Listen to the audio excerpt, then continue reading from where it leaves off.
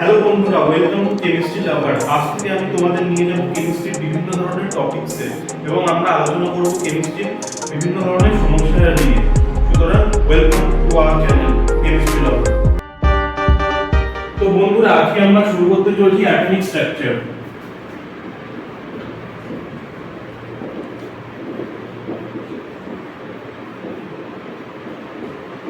Atomic স্ট্রাকচারের প্রথম যে জিনিসটা আমাদের পড়তে হবে সেটা হলো J.J. Thomson model. J.J. Thomson মডেলে কি হতে হয়, এটা একটা পজিটিভলি চার্জ স্ফিয়ার এন্ড এখানে নেগেটিভলি চার্জ ইলেকট্রন এমবেডেড থাকে। সুতরাং হোল যে চার্জটা সেটা হলো নিউট্রাল, হোল জিনিসের চার্জটা। এটা অনেকটা তরমুজের ভিতর যে দানাগুলো থাকে অনেকটা সেই রকম দেখতে, ওয়াটারমেলন মডেল। ডাস্টার সুতরাং এটা হলো একটা তরমুজের মধ্যে মডেল। তো জে.জে থমসন এরকম ভাবে কল্পনা করেছিলেন। এবার আমরা আলোচনা করব রাদারফোর্ড অ্যাটমিক মডেল। রাদারফোর্ড ছিলেন একজন সায়েন্টিস্ট যে অ্যাটমিক স্ট্রাকচারের উপর অ্যাটমিক স্ট্রাকচারের কি মডেল দিয়েছিল আমরা সেটা দেখব। এটা হলো, সুতরাং রাদারফোর্ড কি করে নিয়েছিলেন, একটা গোল্ড প্লেট নিয়েছিলেন। গোল্ড প্লেটটা আমরা দেখছি, এটা হলো পজিটিভলি চার্জ নিউক্লিয়াস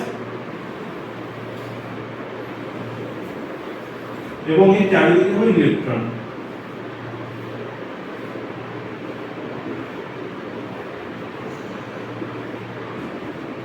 এটা হলো একটা এইম প্লেট, এটা হচ্ছে একটা গোল্ড প্লেট। এবার রাদারফোর্ড কি করেছিলেন, এখানে জিঙ্ক সালফেটের প্লেট রেখেছিলেন। এটা হলো একটা zinc সালফেটের plate.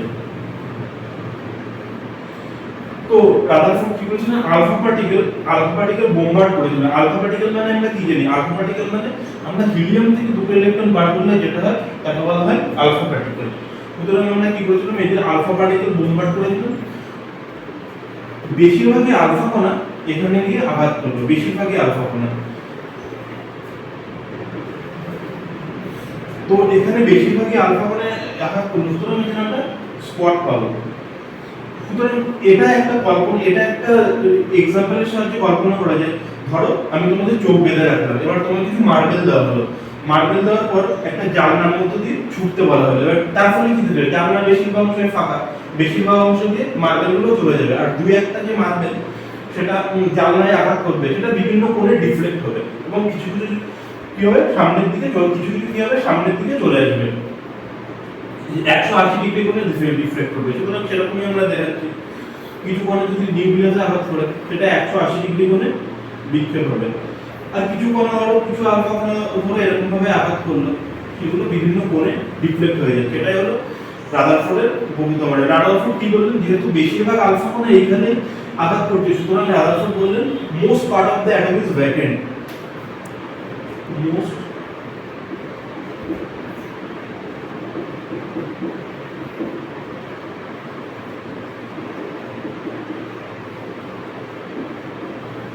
most part of the atom is vacant. তারপরে কি হলো, তারপর আলফা কোন পজিটিভ চার্জ, নিউক্লিয়াস ও পজিটিভ চার্জ। সুতরাং কি there is a repulsion between alpha particle and nucleus, and alpha particle is nucleus is very heavy, so when alpha particle collide with the nucleus there is a deflection of 180 degrees. সুতরাং আমরা বলতে পারি alpha কোন positive charge আর nucleus ও positive charge. সুতরাং যখন alpha কোণ নিউক্লিয়াসের কাছাকাছি আসবে তখন একটা রিপালশন হবে এবং সেটা খুবই ভারী হয়, বিভিন্ন কোণে ডিফ্লেক্ট করবে। নিউক্লিয়াস খুবই ভারী হয়, বিভিন্ন কোণে ডিফ্লেক্ট করবে।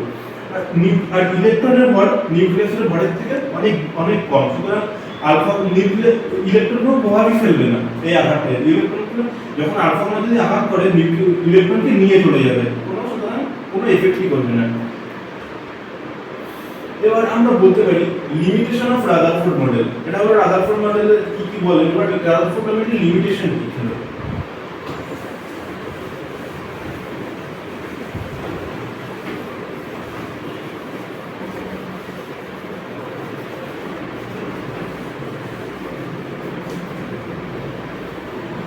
রাদারফোর্ড মডেলের লিমিটেশন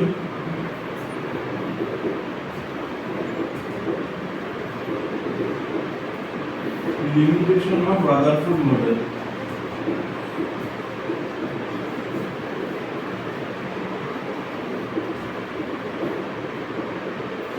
লিমিটেশন এর উপর অ্যাকর্ডিং টু ইলেকট্রোডাইনামিক্স, লিমিটেশনটা কি ছিল? According to electrodynamics, when a charge body revolving there is a continuously emitted energy according to the electrodynamics. Use microphone for better results.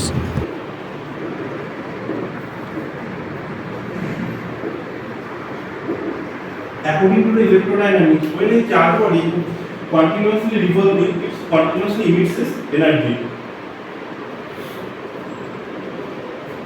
সুতরাং পজিটিভ চার্জ নিউক্লিয়াসকে কেন্দ্র করে যখন নেগেটিভ চার্জ কি হচ্ছে এখানে, যখন পজিটিভ চার্জ নিউক্লিয়াসকে কেন্দ্র করে যখন নেগেটিভ চার্জ ইলেকট্রন ঘুরছে তখন কি হবে, কন্টিনিউয়াসলি এর এনার্জি ইমিট করছে। এর ফলে কি হবে, ভেলোসিটি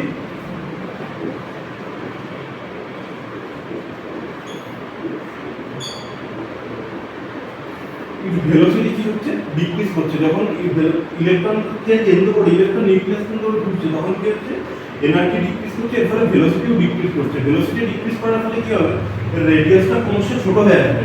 রেডিয়াস ক্রমশ ছোট হওয়ার ফলে কি হবে, ইলেকট্রনটা কিসের উপর পড়বে, নিউক্লিয়াসের উপর পড়বে। সুতরাং পরমাণুর গঠন কখনো স্থায়ী হওয়া সম্ভব না। কিন্তু বাস্তবে আমরা কি দেখি, পরমাণুর গঠন স্থায়ী হয়। সুতরাং আমরা বলতে পারি রাদারফোর্ডের এটা একটা ভুল ছিল, রাদারফোর্ডের এটা একটা লিমিটেশন ছিল। তারপরে কি ছিল, সেকেন্ডটা কি ছিল, ইলেকট্রন যখন নিউক্লিয়াসের চারিদিকে ঘুরছে তখন কন্টিনিউয়াসলি এর এনার্জি ইমিট করছে। সুতরাং আমরা কি পাওয়ার কথা, কন্টিনিউয়াস স্পেকট্রা পাওয়ার কথা। সুতরাং যখন রাদারফোর্ড এরকম করে ইলেকট্রন ঘুরছে কন্টিনিউয়াসলি ইমিট এনার্জি পাচ্ছে কন্টিনিউয়াসলি, কিন্তু সুতরাং আমরা কন্টিনিউয়াস স্পেকট্রা পাবো। কিন্তু বাস্তবে আমরা কি পাচ্ছি, বাস্তবে আমরা কি পাচ্ছি, লিমিটেশন স্পেকট্রা। যদি আমরা প্লট করি তো এরকম ভাবে পাবো, কন্টিনিউয়াসলি ইমিটস এনার্জি, মানে রাদারফোর্ড ইলেকট্রন ঘুরছে নিউক্লিয়াসের চারিদিকে কন্টিনিউয়াসলি ইমিটস এনার্জি। তার ফলে কি পাওয়ার কথা, আমরা কন্টিনিউয়াস স্পেকট্রা পাবো। কিন্তু বাস্তবে আমরা কি পাই, লাইন স্পেকট্রা পাই। তো এরপরে আমরা ডিসকাস করব অ্যাটমিক স্পেকট্রা।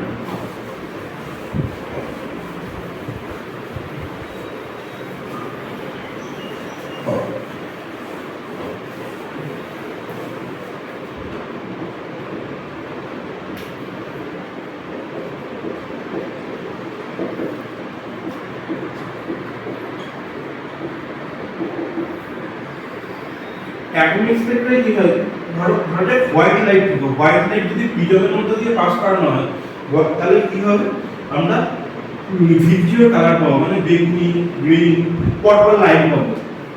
যদি হোয়াইট লাইট কি হয় প্রিজমের মধ্যে দিয়ে পাস করা হয় তাহলে কি করে বেগুনি, নীল, লাল এরকম ধরনের লাইন পাবো। এগুলোকে বলে কন্টিনিউয়াস স্পেকট্রা। কিন্তু আমরা যখন কোনো গ্যাস বা বাষ্পকে হিট করবো, উত্তপ্ত করবো, তখন গ্যাস বা বাষ্প কি হবে,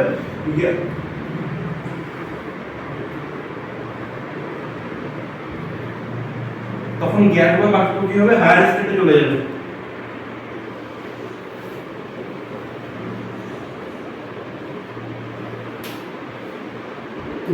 গ্যাস বা বাষ্প উত্তপ্ত করলে কি হবে, হায়ার স্টেটে যাবে। যখন উপর থেকে গ্যাস মলিকুল নিচে নামবে তখন এগুলো যদি স্পেকট্রার সাহায্যে অ্যানালাইসিস করা হয় তখন আমরা পাবো লাইন স্পেকট্রা। লাইন স্পেকট্রা উপর থেকে যে লাইন স্পেকট্রা মানে উপর থেকে এরকম ভাবে নিচে নামছে, তাহলে আমরা কি বলবো, লাইন স্পেকট্রা। একটা ফিক্সড ওয়েভলেন্থে আমরা স্পট পাবো।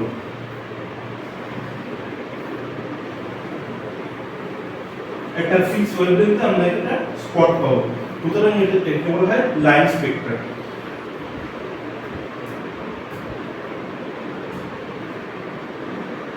আমরা যে অ্যাটমিক স্পেকট্রা, লাইন স্পেকট্রার ব্যাপারে বলছিলাম, লাইন স্পেকট্রার ওয়েভ নাম্বার কিভাবে বার করা যায় তার জন্য একটা ফর্মুলা আছে। সেই ফর্মুলা হলো wave number is equal to r 1/l² by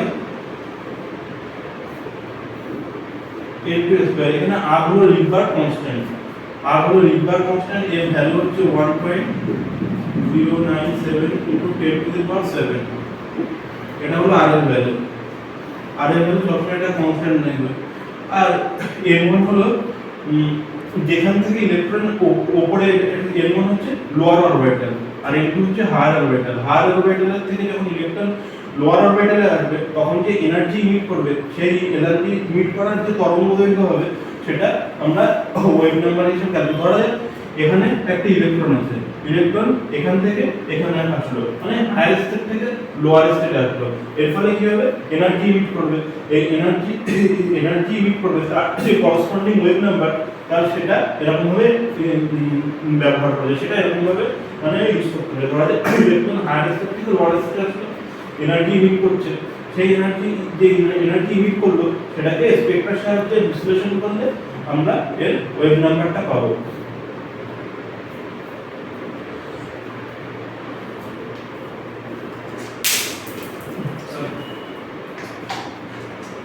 wave নাম্বারটা এরকম ভাবে আমরা পাবো। দেখা যাক এরকম ভাবে আমরা কিভাবে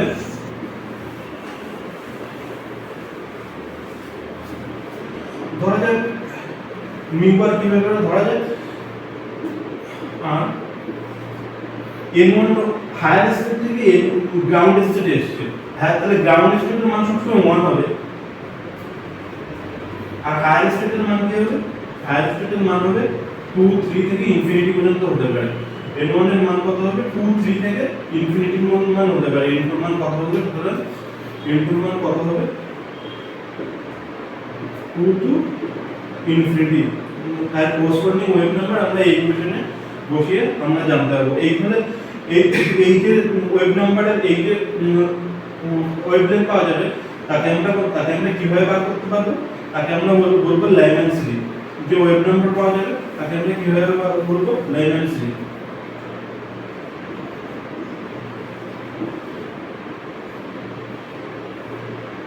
এটা বলবো আমরা লাইম্যান সিরিজ। এটা কিভাবে, এটা কোন রেঞ্জে আসবে, ইলেক্ট্রোম্যাগনেটিক রেঞ্জে, আল্ট্রাভায়োলেট রেঞ্জে আসবে, ইউভি রেঞ্জে আসবে। তারপরে n1 যখন 2 হবে, n2 যখন 3 কিংবা হায়ার স্টেট থাকবে, সুতরাং n ধরা যাক এটা হচ্ছে n 1, এটা হবে n 2, আর ডট ডট ডট এখানে n 5। when 5 থেকে আমরা n 2 তে আসলে যে সিরিজ পাওয়া যাবে তাকে আমরা বলবো বার্নমাস সিরিজ। এবং এটা কিসে পড়তে পারে, এটা পড়বে হচ্ছে তোমার ভিজিবল রেঞ্জে পড়বে।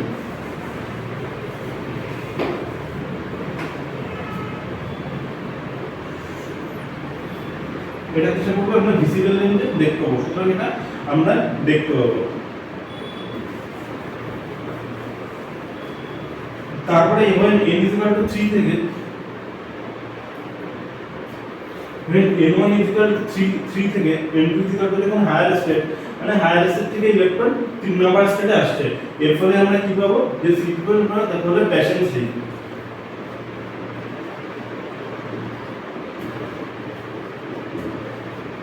তাকে আমরা বলবো প্যাসেজ সিরিজ। বিমান বামা প্যাসেজ, এটা কি কোন রেঞ্জে আসবে, এটা আসবে আইআর রেঞ্জে আসবে।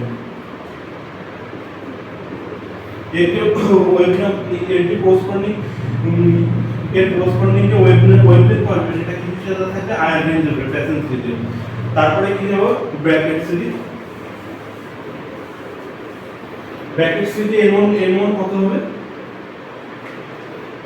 n1 হবে 4, আর n2 কত হবে, n2 হবে হায়ার স্টেট, মানে n2 হবে 5 6 এরকম 5 টু ইনফিনিটি পর্যন্ত হতে পারে।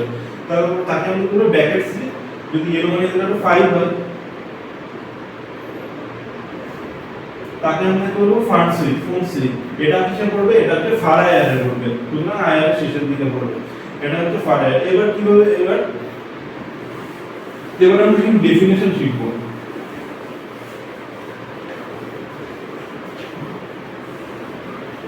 ডেফিনেশন কি শিখব, ওয়েভলেন্থ।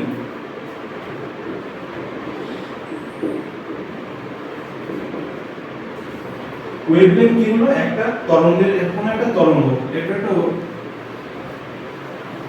তরঙ্গের ওয়েভলেন্থ হচ্ছে এই দুটোর মধ্যে যে দূরত্ব তাকে আমরা বলবো হচ্ছে ওয়েভলেন্থ। এটা হচ্ছে ওয়েভলেন্থ। বুঝে গেল, ওয়েভলেন্থকে আমরা কিভাবে ডিনোট করি, ওয়েভলেন্থকে আমরা ডিনোট করি ল্যাম্বডা দিয়ে।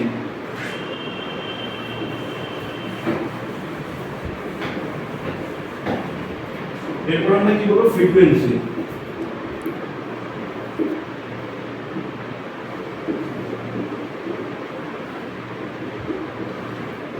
ফ্রিকোয়েন্সি মানে কি, number of wave pass through in a single point in 1 second. 1 সেকেন্ডে একটা বিন্দুর মধ্য দিয়ে যতগুলো ওয়েভ যেতে পারে তাকে আমরা কি বলবো ফ্রিকোয়েন্সি, ওকে কি বলে মিউ দিয়ে প্রকাশ করা হয়। 1 সেকেন্ডে একটা বিন্দুর মধ্য দিয়ে যতগুলো ওয়েভ পাস করে তাকে আমরা কি বলবো ওয়েভলেট।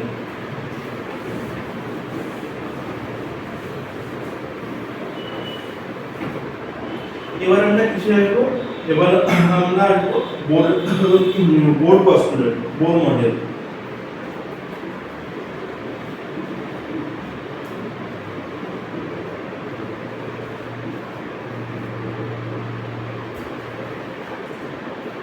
বোর মডেলে যখন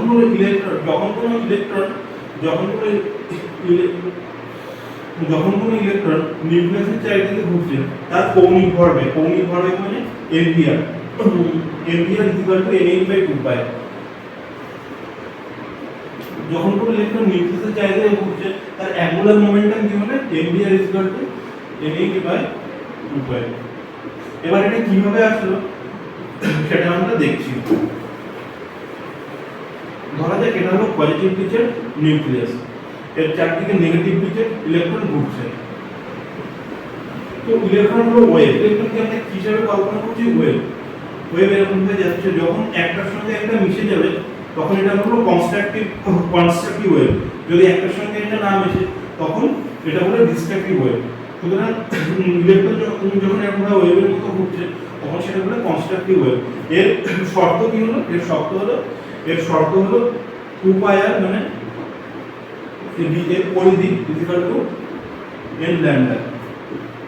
কনস্ট্রাকটিভ ওয়েভ ফর্ম গঠন করার শর্ত হলো 2πr মানে পরিধি equal to n/n into lambda. Lambda হলো যে ইলেকট্রনের ওয়েভ তার তরঙ্গ দৈর্ঘ্য। সুতরাং d according to d value lambda মানে কি, ল্যাম্ডা h/mv।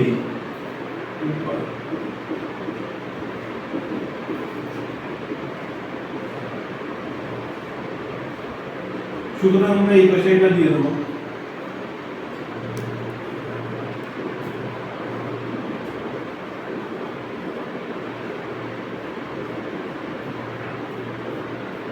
সুতরাং এটা আমরা প্রুভ করলাম। হ্যাঁ, তো কনস্ট্রাকটিভ ওয়েভ গঠনের শর্ত কি হলো, আসলে কনস্ট্রাকটিভ ওয়েভ গঠনের শর্ত হলো 2πr equal to n lambda. ল্যাম্ডার মান বসালাম v বর্গ থেকে, ল্যাম্ডা মানে h equal to mv। m কি, n হলো মাস অফ দ্য ইলেকট্রন আর v হলো কি ভেলোসিটি অফ দ্য ইলেকট্রন। আর এখানে কি হলো h হলো প্ল্যাঙ্ক কনস্ট্যান্ট। প্ল্যাঙ্ক কনস্ট্যান্টের মান কত আমরা জানি,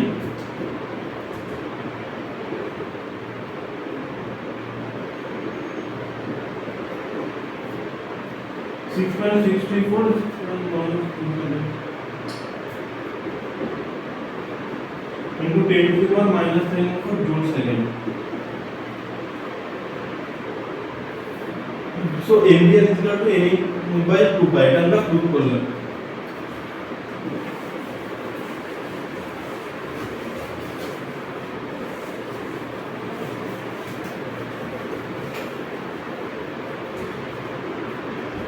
তো যখন কোনো ইলেকট্রন নিউক্লিয়াসের চারিদিকে ঘোরে তখন এনার্জি ইমিট বা অ্যাবজর্ব করে না। এটা হলো 2 নম্বরের পস্টুলেট। তো পস্টুলেট কি হবে,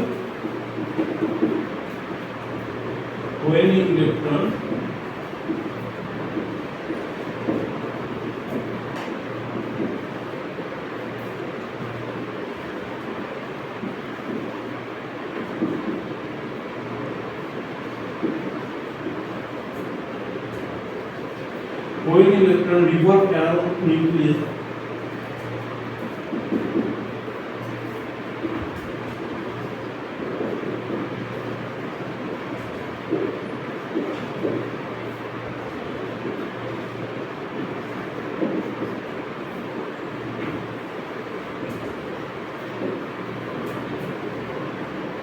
when an electron revolve around the nucleus it does not absorb or emit energy। যখন কোনো ইলেকট্রন নিউক্লিয়াসের চারিদিকে ঘোরে তখন এটা এনার্জি অ্যাবজর্ব করে না, এমিটও করে না।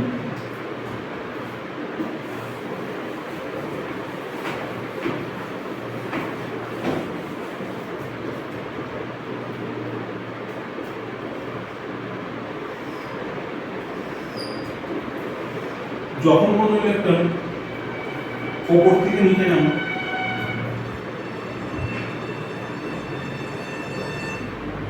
যখন কোনো ইলেকট্রন উপর থেকে নিচে নামে তখন কিছু পরিমাণ শক্তি তরঙ্গের আকারে বিকিরণ করে, তরঙ্গের আকারে বিকিরণ করে।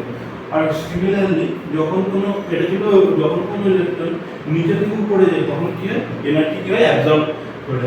এটা হলো রাদারফোর্ডের মডেলের রাদারফোর্ডের পোস্টুলেট, এটাই হলো বোর্ডের পোস্টুলেট।